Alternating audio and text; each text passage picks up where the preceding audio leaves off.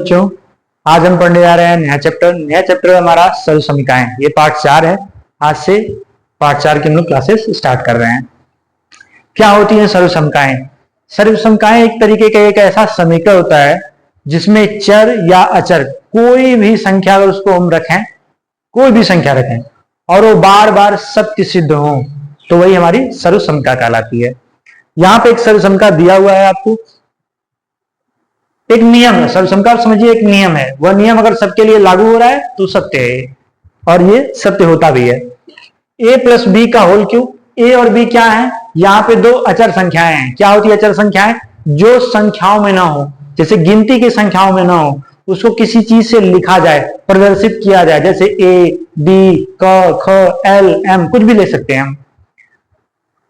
तो दो अचर संख्याओं का योग है a प्लस बी, उसके घात 3 किया गया है, यानी कि उसका घन किया जा रहा है।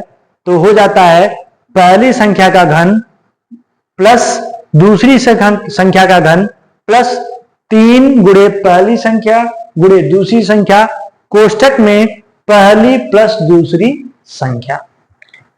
ये हमारा है। इसको हम सिद्ध करने जा रहे हैं। कैसे आता है ये हम स्टार्ट करेंगे। चलिए देखते हैं कैसे आता है। a प्लस बी के होल क्यूब बोलते हैं इसको। इसका क्या ये मतलब नहीं होता है, आप बताएंगे। a प्लस बी गुणे a प्लस बी का होल स्क्वायर, क्या इसका ये मतलब नहीं होता है? यानी कि कोई संख्या है, इस संख्या को 3 बार गुणा कर रहे हैं तो उसको हम 1 बार गुणे 2 बार ऐसा लिख सकते हैं। चलिए ये हम पिछली कक्षा में पढ़े हुए हैं। ये हो गया a प्लस बी और ये हमको पता है होता है a square plus B square plus 2ab। ये पिछली कक्षा में हमने पढ़ा है। अब क्या करना है? इन दो अचर संख्याओं का पूरे से गुणा कर देना है। तो चलिए स्टार्ट करते हैं। पहले हम एक संख्या लेंगे,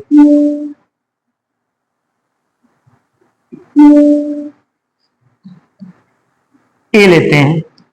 तो a लेंगे तो a का गुणा इस पूरे संख्या में करेंगे, a square plus B square plus 2ab।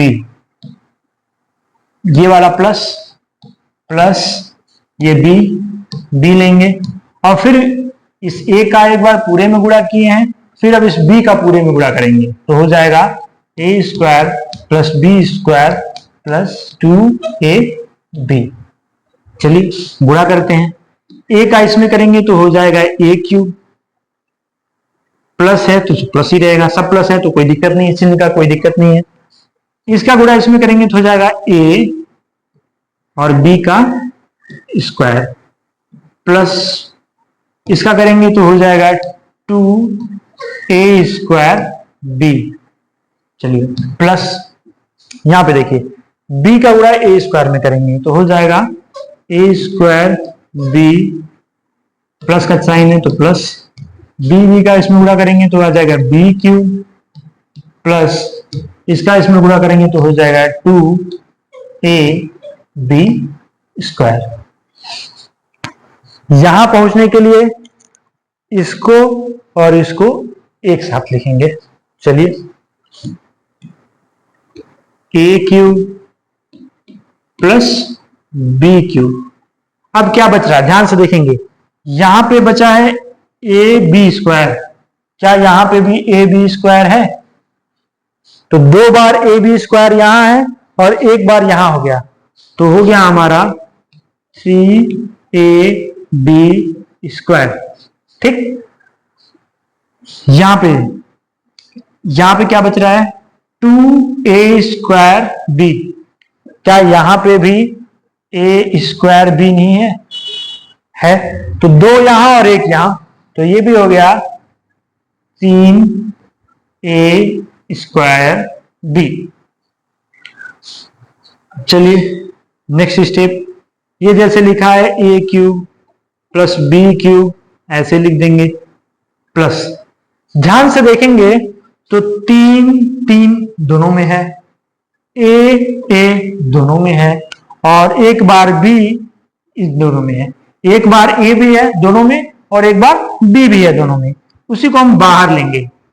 तो हो गया 3ab, 3ab बाहर ले ली तो यहां पे क्या बच रहा है b, क्योंकि b 2 बार है, एक बार बाहर लेंगे तो एक बार बचेगा, प्लस यहां पे a भी बाहर लिए, a 2 बार है तो एक बार निकल गया तो a बचा। ठीक, जगह नहीं है तो हम यहां लिखते हैं। अब इसी को क्रम में लिख देंगे, a प्लस बी हुआ या b प्लस ए, एक ही बात है, तो हो जाएगा a cube plus B cube plus 3ab bracket में a प्लस बी, ए को पहले लिख दे रहे हैं प्लस b, और ये पे यहां पे हमको हमारी सॉल्यूशन का मिल गई, जहां से हमने स्टार्ट किया था, और ये फाइनल हमारा आंसर है।